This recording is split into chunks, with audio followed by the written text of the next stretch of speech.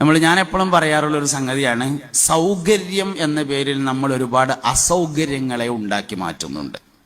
ഞങ്ങൾ സൗകര്യപ്പെടുത്തിയിരിക്കുകയാണ്, പക്ഷെ ഉണ്ടായത് അസൗകര്യമാണ്. ആയിപ്പെട്ടതാണ് ഇപ്പൊ എല്ലാ പള്ളികളിലും AC വെച്ചിട്ടുണ്ട്, പക്ഷെ സ്വിച്ച് ഇടൂല. ഉള്ള ഓക്സിജൻ വരാനുള്ള, വായു വരാനുള്ള ഓട്ട AC വെച്ച കാരണത്താൽ അടച്ചിട്ടുണ്ട്. മേലെ ഒരു എയർ ഹോൾ ഉണ്ടാവും. ഈ എയർ ഹോള് AC വെച്ചു എന്നുള്ള പേരും പറഞ്ഞുകൊണ്ട് അത് അടച്ചു. എന്നാ പിന്നെ ഈ സാധനം സ്വിച്ച് ഇടണ്ടേ, അത് സ്വിച്ച് ഇടൂല. അപ്പൊ കറണ്ട് ബില്ല് കൂടുമല്ലോ എന്ന് നമ്മൾ പറയാം. എന്നാ പിന്നെ ആ കാര്യം തന്നെ വെക്കേണ്ടിന്നില്ലല്ലോ എന്നുള്ളതാണ്. വെള്ളിയാഴ്ച ബക്കറ്റ് കാട്ടിയേ കിട്ടുമല്ലോ കറണ്ട് ബില്ല് അടക്കാനുള്ള പൈസ. അതൊന്നൊരു ന്യായമല്ല. നല്ല തണുപ്പുള്ള സമയത്ത് സ്വിച്ച് ഇടണ്ട, അതൊഴിച്ചാൽ ബാക്കി സ്വിച്ച് ഇടാനുള്ളതാണല്ലോ ആ സാധനം.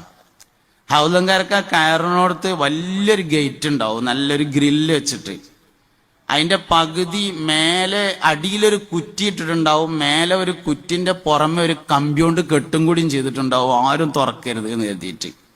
നല്ല വിശാലമായ ബാത്റൂമിന്റെ പകുതി കൂടി ഒരു കയർ ഇങ്ങനെ കെട്ടിയിട്ടുണ്ടാവും, ആരും ഉപയോഗിക്കണ്ടെന്ന് വിചാരിച്ചിട്ട്.